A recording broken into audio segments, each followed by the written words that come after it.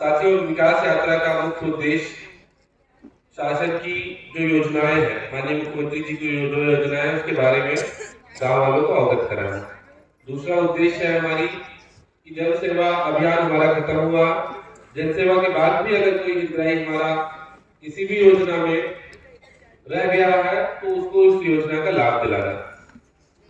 एक तो विकास के बारे में आप लोगों को बताना, दूसरा जन सेवा के माध्यम से जो योजनाएं रह गई हैं, जो हितग्राही छूट गए हैं, उनको योजना से लाभान्वित करें। ये दो मुख्य उद्देश्य है। तो पहला उद्देश्य हमारा यह है कि हम अगर देखें पिछले 15-20 सालों में शासन प्रशासन ने किन किन क्षेत्रों में काम किया, तो आप ये पाएंगे कि कोई भी ऐसा क्षेत्र नहीं है जो अछूता है। रोड, बिजली, सड़क, पानी, जो बुनियादी हमारी मूलभूत सुविधाएं हैं उस पे माननीय मुख्यमंत्री जी लगातार काम कर रहे हैं। प्रधानमंत्री ग्राम सड़क योजना से कोई भी ऐसा गांव नहीं है जो जुड़ा नहीं हो, कोई भी राजस्व गांव जो जुड़ा नहीं हो। हमारे बालाघाट की अगर बात करें तो नक्सल एरिया में कुछ मजरे तोड़े हैं जो राजस्व गांव नहीं है, वो छूटे हुए हैं, जिनको भी अभी बहुत सारे काम केंद्र सरकार की योजना के माध्यम से हम लोग सड़क जोड़ने का काम कर रहे हैं। गांव गांव में आप देखेंगे कि सैकड़ों की संख्या में प्रधानमंत्री आवास आए।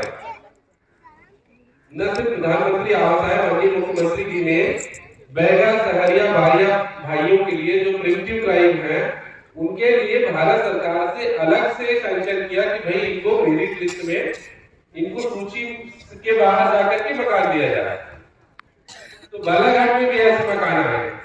आप सोचिए कि बालाघाट जिले में अकेले 1,60,000 मकान बने प्रधानमंत्री आवास से, और इस साल तो उन्होंने सबसे ज्यादा पूरे प्रदेश में सबसे ज्यादा मकान बालाघाट जिले में है, 68,000 के बाद सितंबर में 68,000 आए। उसके बाद भी आवास प्लस में 17-18,000 मकान और बालाघाट को दिए। और अभी भी प्रयास ये कर रहे हैं, जो भी हितग्राही हमारे भाई बहन, क्योंकि सर्वे 2011 का है, हो सकता है सर्वे में गलतियां रही हो उस समय 15 साल पहले।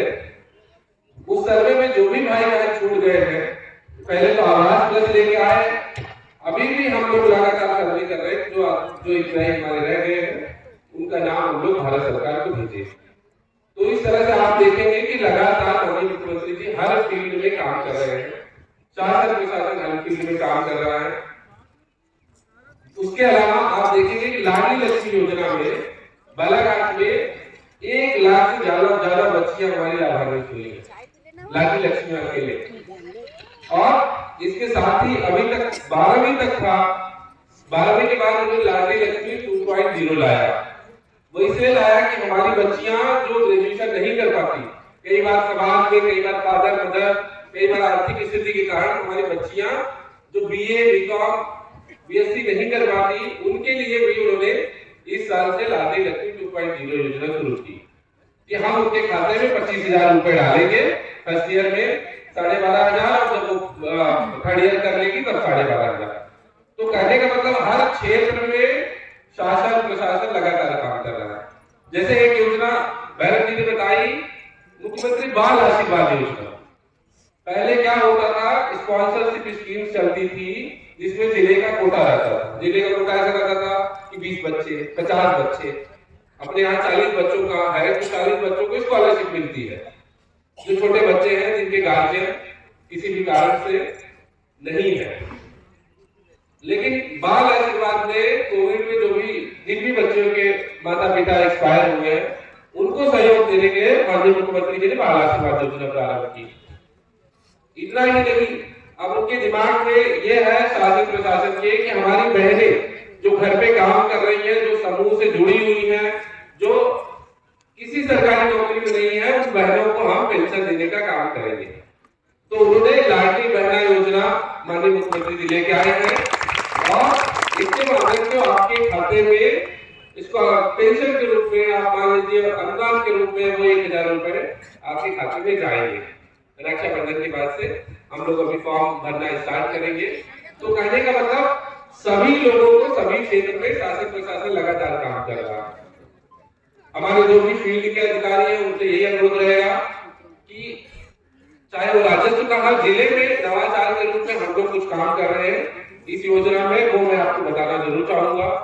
एक काम हम लोग ये कर रहे हैं कि सभी हमारे स्कूल और आंगनबाड़ी में बिजली की सप्लाई हो जाए, सभी की साफ सफाई रेगुलर हो जाए, ये अभियान के रूप में हम लोगों ने लिया है।